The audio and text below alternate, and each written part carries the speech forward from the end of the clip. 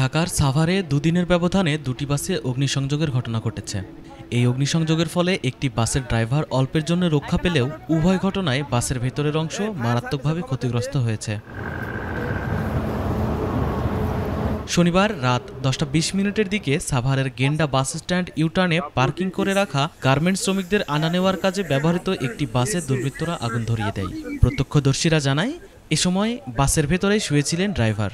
আগুন দেখতে পেয়ে তিনি দ্রুত ফায়ার সার্ভিসে খবর দেন। ফায়ার সার্ভিস ঘটনাস্থলে এসে আগুন নিয়ন্ত্রণে আনে। খবর পেয়ে সাভার মডেল থানা পুলিশও ঘটনাস্থল পরিদর্শন করে।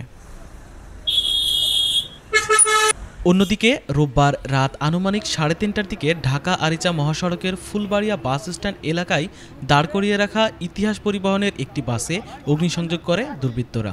স্থানীয় ও বাস সংশ্লিষ্টদের বরাত দিয়ে সাভার ফায়ার সার্ভিস ও সিভিল ডিফেন্স স্টেশনের ওয়্যারহাউস ইন্সপেক্টর মেহেরুল ইসলাম বলেন, রাত 3:44 দিকে আমরা আগুনের খবর পাই। খবর পেয়ে ফায়ার সার্ভিসের দুটি ইউনিট দ্রুত ঘটনাস্থলে উপস্থিত হয়ে বাসের আগুন নিয়ন্ত্রণে আনে।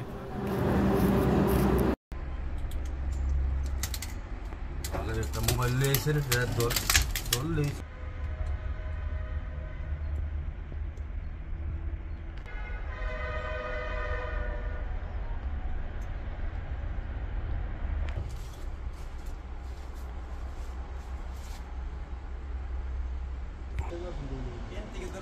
বোঝা যায় না, ভিতরে ছবি ভালো।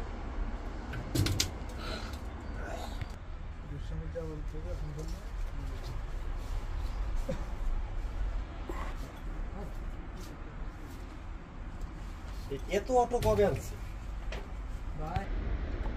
ভাই একটু পরে একটু পরে আইলাম না, আমি আমার তো দরকার নাই।